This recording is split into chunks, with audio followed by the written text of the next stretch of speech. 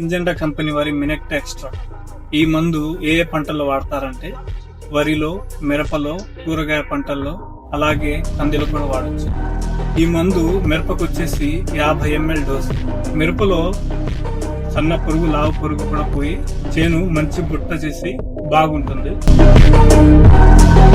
ఇది మిరప నాటిన 15వ రోజు 2వ స్ప్రేలో గాని 3వ స్ప్రేలో గాని కొట్టడం వల్ల మంచి రిజల్ట్ వస్తుంది. ఈ మందు వరిలో వచ్చేసి 25 ml వాడాలి. వరిలో వచ్చేసి ఆకుచుట్టు పురుగు, కాండం తొలుచు పురుగు పోతుంది, అలాగే చిలక కూడా కాలిపోతుంది.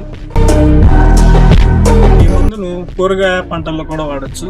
చిక్కుడు, టమాటా, దోస, బెండ ఏళ్ళైనా సరే వాడుకోవటం వల్ల మంచి రిజల్ట్స్ వస్తుంది.